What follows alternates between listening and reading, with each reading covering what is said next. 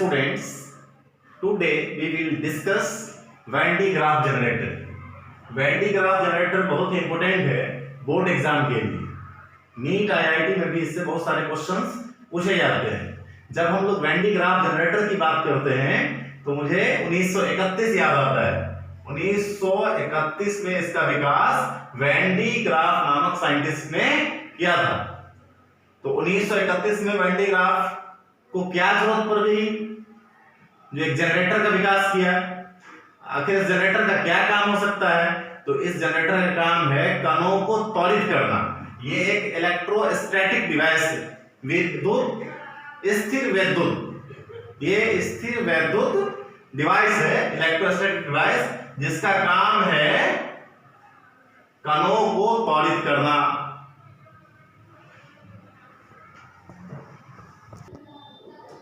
और इसका उपयोग जो है विभवांतर को पैदा करने में भी किया जाता है। तो इसका उपयोग विभवांतर को पैदा करने में किया जाता है और क्या किया जाता है, कण को त्वरित करने में इसका उपयोग करते हैं।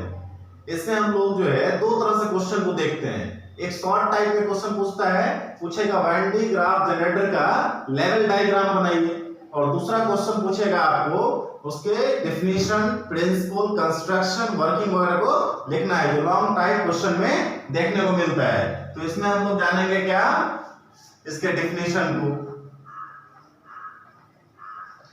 इसमें हम लोग देखेंगे इसके प्रिंसिपल को, प्रिंसिपल सिद्धांत, कंस्ट्रक्शन और इसके वर्किंग। इन चार चीजों को हम लोग इसमें देखेंगे। पहले हम लोग जानेंगे कि इसका ये किस टाइप का होगा वेन डिग्राफ जनरेटर। इसमें क्या करना है, देखिए हम लोग एटम को जानते हैं, और एटम के अंदर क्या होता है, एटम के अंदर होता है न्यूक्लियस, न्यूक्लियस में होता है प्रोटॉन, और प्रोटॉन पे पॉजिटिव चार्ज होता है। प्रोटॉन पे कौन सा चार्ज होता है, पॉजिटिव, और ये जो एटम है इस पे नेगेटिव चार्ज होता है, इलेक्ट्रॉन मूव करता रहता है इसमें। तो ये जो प्रोटॉन वाला पॉजिटिव चार्ज है, तो हम लोग देखें क्या कि इसका जो न्यूक्लियस है इसमें प्रोटॉन है और प्रोटॉन पे पॉजिटिव चार्ज है। तो जब कोई प्रोटॉन होगा और उसके ऊपर पॉजिटिव चार्ज होगा, तो पॉजिटिव चार्ज को किसी पॉजिटिव चार्ज से तोड़ना हो तो क्या हो जाएगा, रिपेल कर जाएगा। तो इसको तोड़ने के लिए क्या करना होगा, इसके वेलोसिटी को बढ़ा देना होगा। जब हम इसके वेलोसिटी को बढ़ा देंगे तो ये क्या हो जाएगा, अट्रैक्ट कर लेगा और टूटेगा। तो वेन डिग्राफ का यही काम है, न्यूक्लियस के अंदर जो प्रोटॉन है उस पे हमर करना, मतलब हथौड़े से पीटना। हथौड़े से पीटने के उपरांत क्या होता है, इससे जो पॉजिटिव चार्ज है वो एक स्फीयर देखेंगे हम लोग, जो मेटल का है इसके ऊपर आ जाता है। तो हम लोग इसको एक फिगर से समझने का प्रयास करते हैं। हम लोग इसके सबसे पहले जो है लेवल डायग्राम को देखते हैं। इसमें हम लोग एक लेवल डायग्राम को क्रिएट करते हैं। देखिए ये हमारा पुली है,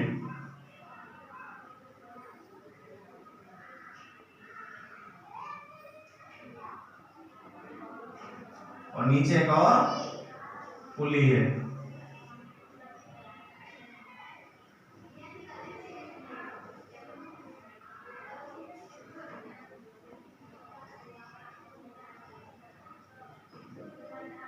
जो बेल्ट से जुड़ा हुआ है, दोनों पुली एक दूसरे से बेल्ट से जुड़ा हुआ है।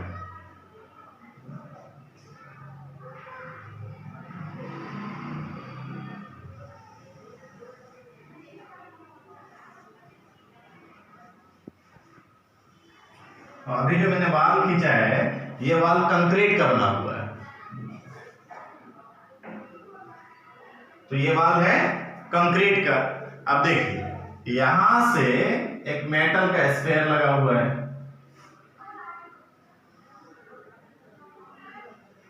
ये मेटालिक स्फीयर।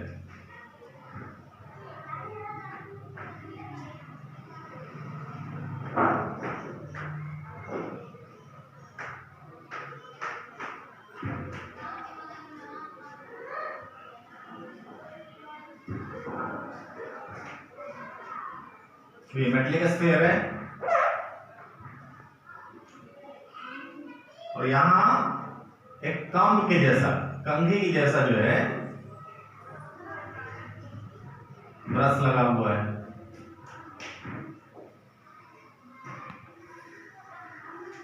इसी तरह से आप नीचे भी देख रहे होंगे, यहां भी जस्ट लाइक अ कम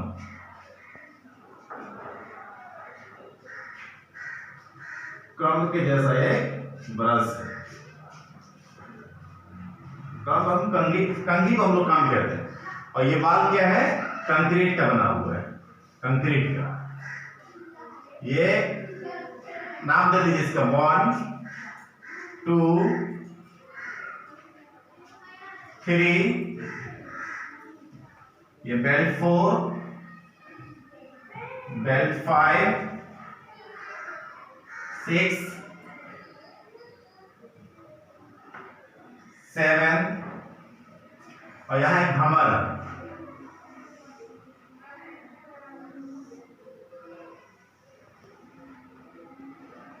8 9। तो ये इसका कंस्ट्रक्शन हुआ।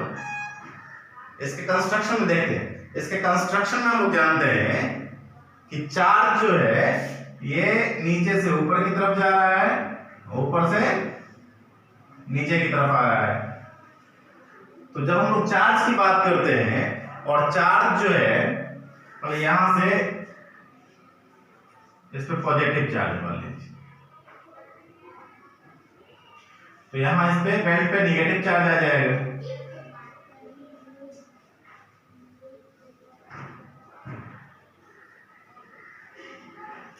बेल्ट पे फिर नेगेटिव चार्ज आ जाता है और इस बेल्ट पे भी नेगेटिव चार्ज आ जाता है। कैसे आता है इस पे हम लोग चर्चा करते हैं। देखिए सबसे पहले इसके हम लोग डेफिनेशन को जानते हैं।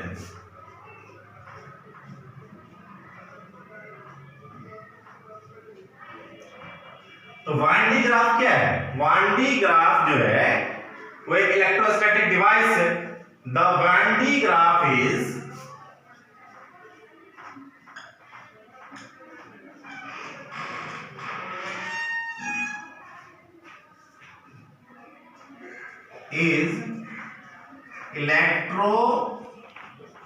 Electrostatic device. वान डी ग्राफ जो है स्थिर वैद्युत डिवाइस है that is capable of producing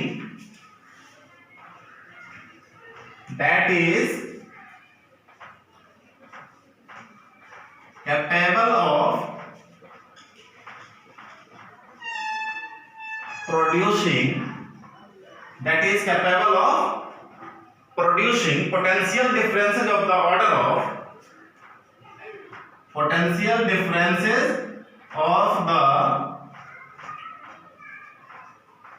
order of 10 to the power 7 volt.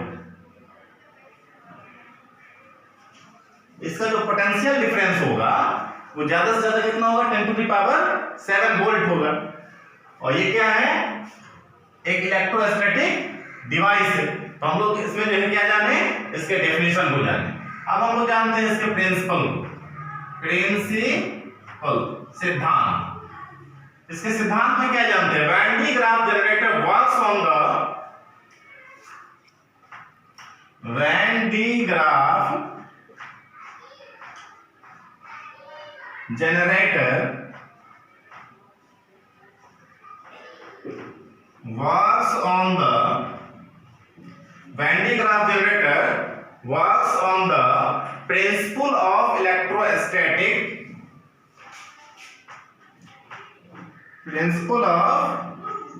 electrostatic induction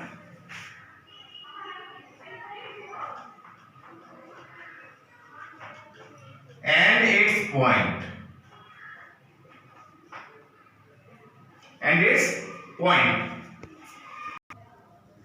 तो हम अभी जान रहे थे इसके डेफिनेशन के बारे में। Van de Graaff generator. तो हम जान रहे थे वैन डी ग्राफ जनरेटर की डेफिनेशन और प्रिंसिपल सिद्धांत। The Van de Graaff generator is electrostatic device, ये एक स्थिर वैद्युत डिवाइस है जो कैपेबल है क्या करने के लिए, producing potential differences of order of 10 to the power 7 volts. ये इसमें जो पोटेंशियल डिफरेंस होगा वो होगा 10 टू द पावर 7 वोल्ट्स। क्या सिद्धांत है इसका, प्रिंसिपल क्या है, Van de Graaff generator works on the principle of electrostatic induction and its points. तो इसका काम है, इसका सिद्धांत इलेक्ट्रोस्टैटिक इंडक्शन और इसके कुछ पॉइंट्स। ओके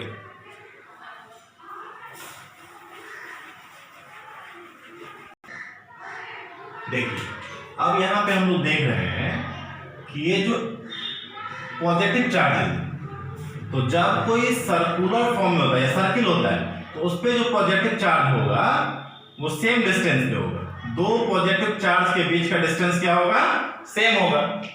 लेकिन यही हम लोग देखते हैं कि कोई कर्व पाथ है, तो कर्व पाथ पे ये डिस्टेंस कम हो जाता है और जहां ये सर्किल वाले पे जाएगा तो ये फिर सेम डिस्टेंस पे आ जाएगा। यहाँ डिस्टेंस सेम हो जाएगा और यहाँ का डिस्टेंस जो है कम हो जाता है। तो ये पॉजिटिव चार्जेस जो है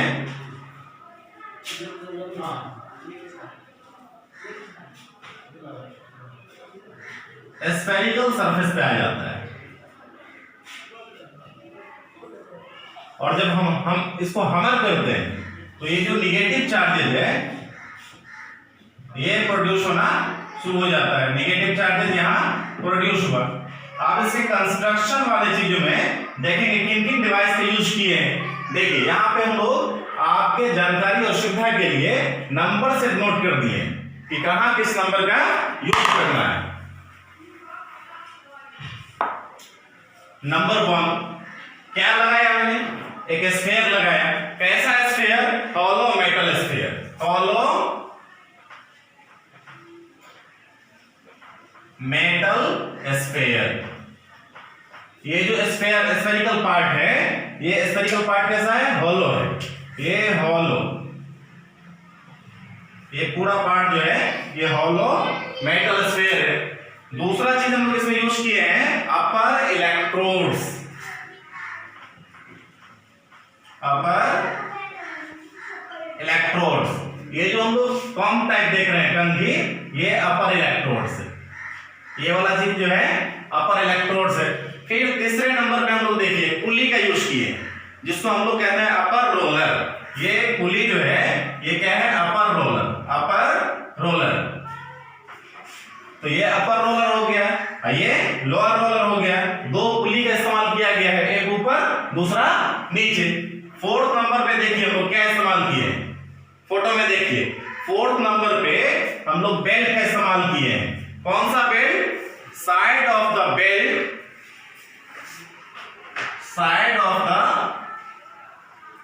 belt with positive charge, positive charge. ये जो है पॉजिटिव चार्ज वाला बेल्ट है और इसके दूसरे तरफ क्या है, निगेटिव चार्ज वाला बेल्ट है। तो 5वें नंबर में हम लोग इस्तेमाल किए हैं जो अपोजिट साइड में, क्या opposite side of belt,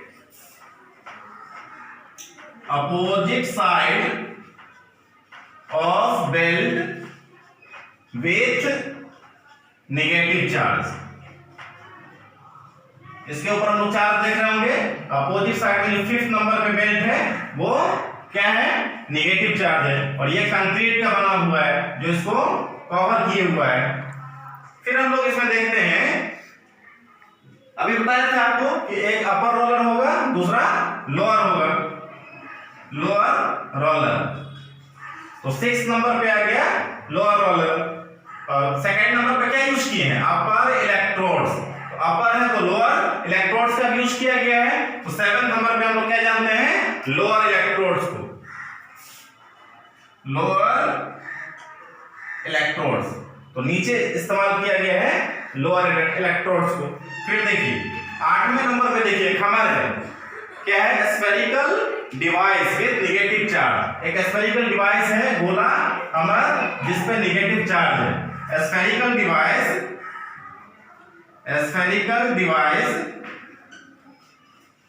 with negative charge, spherical device with negative charge। और 9th नंबर पे देखिए नेगेटिव चार्जेस जो है के बगल में एक फोटो दिख रहा होगा आपको, ये वाला, ये क्या है? तो ये है स्पार्क हो रहा है, spark produced by the spark produce. कहां से स्पार्क प्रोड्यूस हो रहा है? Spark produced by the difference of potential, spark produced by the difference of potentials. तो ये था इसका कंस्ट्रक्शन। लेवल डायग्राम अगर आपसे क्वेश्चन पूछता है तो इसका फोटो बनाएंगे और इन सारे बातों को लिख देंगे जिस डिवाइस का इसमें यूज किया गया है। तो इस फिर से जानिए इसमें क्या क्या यूज किया गया है। हॉलो मेटल स्फीयर, ये हॉलो मेटल स्फीयर है, इसके नीचे हम लोग यूज किए हैं अपर इलेक्ट्रोड्स को, ये सभी का अलग अलग काम है। और फिर इसके नीचे जो इसके वर्किंग में हम लोग जानेंगे कि इसका क्या यूज है। फिर अपर रोलर का यूज किए हैं जिसको हम लोग पुली कहते हैं। Side of the belt with positive charge, ये पॉजिटिव चार्ज वाला बेल्ट यूज किए हैं। फिर नेगेटिव चार्ज वाला बेल्ट यूज किए हैं। फिर हम लोग लोअर रोलर का इस्तेमाल किए हैं। लोअर रोलर ये पुली जो है second pulley, spherical device with negative charge. देखिए एक स्फेरिकल डिवाइस है यहाँ पे साइड में जिस पे नेगेटिव चार्ज है। और 9th नंबर पे देखिए स्पार्क हो रहा है, spark produced by differences of potentials, potentials यहाँ पे हो रहा है। डियर स्टूडेंट्स जानिए आप ये जो दो देखना है चार्ज है, दो चार्ज है पॉजिटिव, ये दोनों चार्जों के बीच जो डिफरेंस है जिसको हम लोग पीडी कहते हैं, पोटेंशियल डिफरेंस, पोटेंशियल डिफरेंस। तो इस पोटेंशियल डिफरेंस में फाइंड करना होता है, पोटेंशियल डिफरेंस को V से नोट करते हैं और ये इन दोनों के बीच का जो पोटेंशियल डिफरेंस होगा वो फाइंड करने के लिए फार्मूला लगाते हैं V, और V इज इक्वल टू होता है 1/4 pi epsilon naught Q by R। देखिए 1/4 pi epsilon naught Q by R जो है यहाँ पे हम लोग एप्सिलॉन नॉट को खूब अच्छे से जानते हैं, इस टॉपिक में खूब इस पर चर्चा की है। इसका वैल्यू होता है 8.854 into 10 to the power -12 coulomb square पर न्यूटन मीटर स्क्वायर। इसको हम लोग कह सकते हैं equal to 8.854 into 10 to the power -12 क्या faraday by metre, faraday by metre. जो पीछे खूब अच्छे से इसको हम लोग समझे हैं, जानने का प्रयास किए हैं। अब इसके वर्किंग को हम लोग जानते हैं। देखिए इसके वर्किंग को जानते हैं, किस पर चर्चा करेंगे? स्फेरिकल सरफेस पे जिसका रेडियस क्या होगा r, इसका रेडियस मान लीजिए r। Late us consider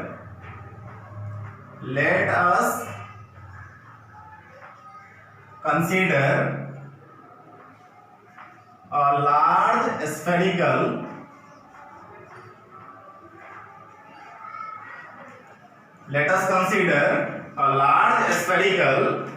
shell of radius r।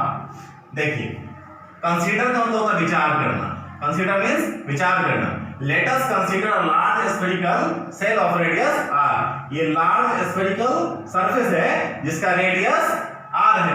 जब रेडियस r होगा, if we place a charge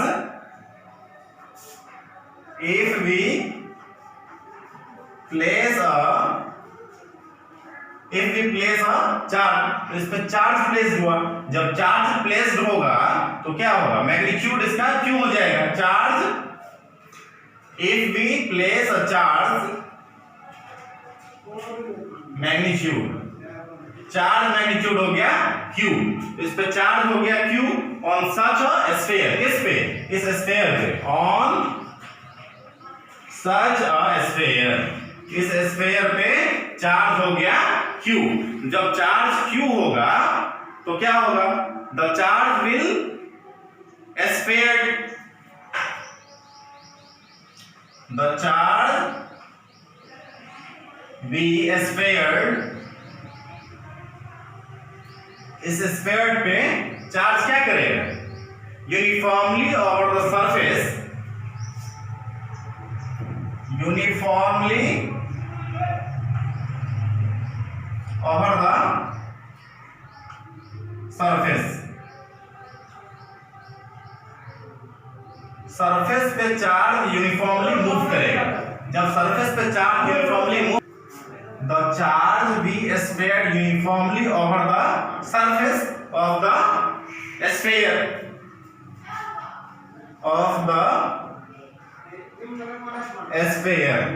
and electrical field. तो यहाँ पे इलेक्ट्रिकल फील्ड हो जाएगा। जब इलेक्ट्रिकल फील्ड होगा, inside the sphere will be equal to 0। Inside the sphere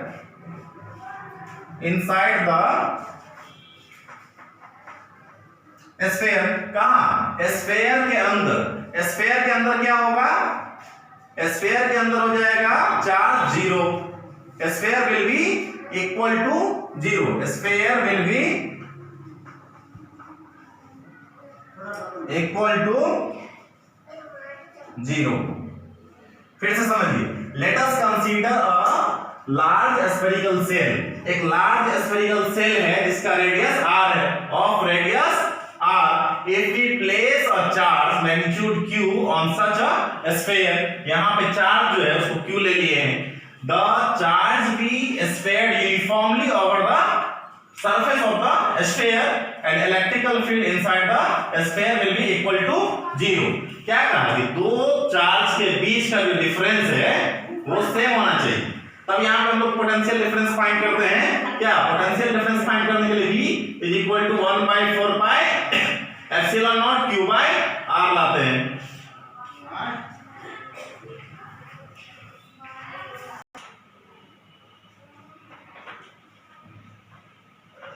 potential inside, जो अंदर में जो potential inside conducting spherical shell, inside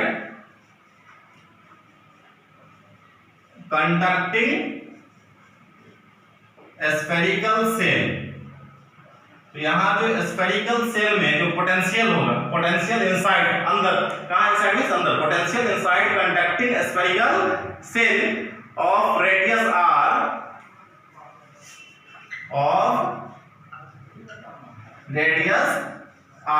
जिसका रेडियस क्या है? r है। तो जब रेडियस r होगा तो कैरी करेगा चार्ज को, carry charge q is equal to constant. जो चार्ज को कैरी किया q, ये q क्या है? कांस्टेंट हो जाएगा। जब q कांस्टेंट हो जाएगा and is given by v is equal to 1/4 pi epsilon naught q by r, and is given by क्या जाना हम लोगों ने? ये जाना v is equal to 1/4 pi epsilon naught q by r।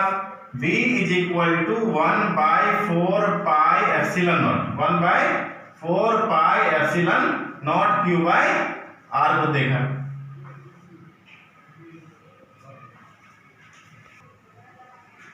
अब हम लोग स्मॉल स्फीयर की बात करते हैं। Late us consider small sphere. Let us small sphere be placed, let us a small sphere be placed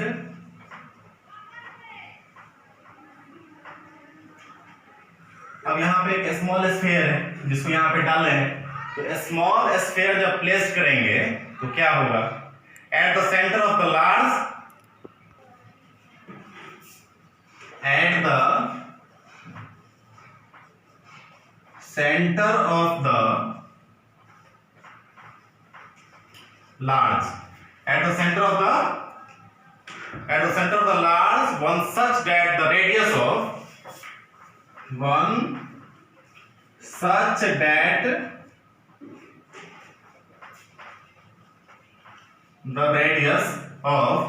यहाँ पे रेडियस क्या ले लेंगे? such as the radius of the smaller sphere, radius of the smaller sphere क्या हो जाएगा? r, radius of the smaller sphere r ले लेते हैं, smaller। तो रेडियस हो गया small r and the charge over the surface is q and the charge over the surface is q और चार्ज हो गया स्मॉल q, चार्ज है स्मॉल q और रेडियस ले लिया स्मॉल r। तो जब ये दोनों हो गया तो क्या करेंगे, at the surface of the small sphere, at the surface of the small sphere, small sphere के लिए हम लोग ले लेते हैं v1, स्मॉल स्फीयर के लिए क्या ले लेंगे, at the surface of the small sphere v1, v1 is equal to what, 1 by 4 pi epsilon naught into q by r, क्योंकि दोनों स्मॉल है तो इसके लिए चार्ज लिए हैं q और रेडियस लिए हैं r। At the large spherical shell, at the large spherical shell of radius r, large वाले के लिए पहले से हम लोग रेडियस को r जानते हैं, जब रेडियस r है तो यहां हम लोग v2 फाइंड कर लेंगे, v2 is equal to what, 1 by 4 pi epsilon naught, v2 हो जाएगा 1 by 4 pi epsilon naught into q by r, q by r।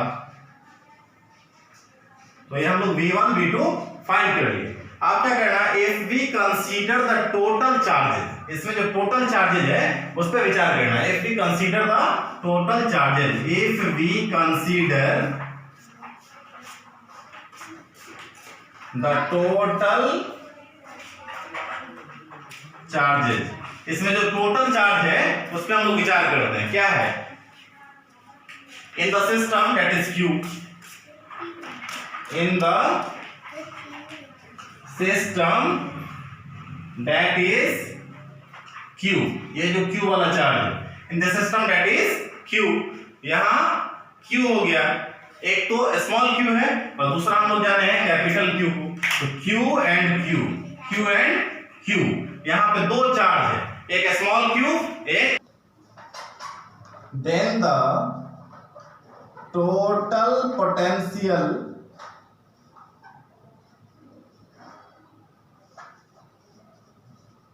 Energy due to, यहां पे टोटल पोटेंशियल एनर्जी क्या हो जाएगा, total potential energy due to the system of charge, due to the system of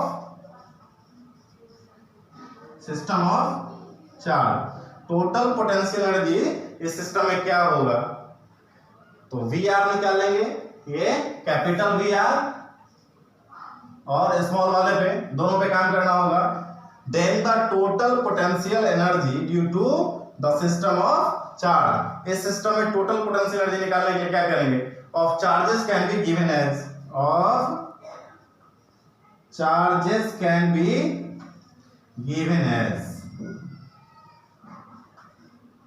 तो यहां पे हम लोग चार्ज को फाइंड करते हैं, जब चार्ज को फाइंड करेंगे तो क्या निकालना है, इन दोनों को फाइंड करना है और इन दोनों को फाइंड करके V R minus V R find कर लेना है, V R is equal to 1 by 4 pi epsilon naught, और यहां क्या जानते हैं, ये क्यू आर के लिए पीछे हम लोग जाने हैं कि q by r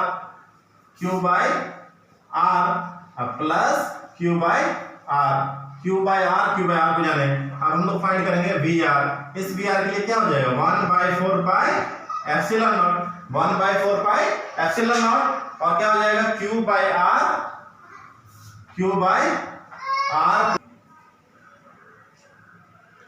तो यहां क्या फाइंड करना है, V R is equal to 1 by 4 pi epsilon naught q by r plus q by r। इसके बाद हम लोग फाइंड कर लेते हैं V R minus V R, तो V R minus V R find करने के लिए क्या करेंगे, इसमें से इसको माइनस करेंगे, तो जब इसमें से माइनस करेंगे तो क्या हो जाएगा, क्यू, देखिए दोनों में क्यू है तो Q by 4 pi epsilon naught तो होगा ही, Q by 4 pi epsilon naught आया, और क्या लिखेंगे यहां हो जाएगा 1 by R minus 1 by R. तो यही था आपका 1D ग्राफ जनरेटर और इसका वर्किंग। Thank you. तो आज मैंने पढ़ा 1D ग्राफ जनरेटर में बोर्ड पैटर्न को, बोर्ड में कैसे क्वेश्चंस पूछे जाएंगे, शॉर्ट क्वेश्चंस, लॉन्ग क्वेश्चंस कैसे होंगे, उसको डील कैसे करेंगे। मैं आशा करता हूं ये टॉपिक आपको समझ में आ गया होगा। 1D ग्राफ जनरेटर जो काफी इंपॉर्टेंट रहता है बोर्ड के लिए। अगर नहीं समझ में आया, मेरा कॉन्टैक्ट नंबर है 9304939719, आप कॉन्टैक्ट कर सकते हैं। मेरे चैनल को आप लाइक करें, शेयर करें, सब्सक्राइब करें। Thank you.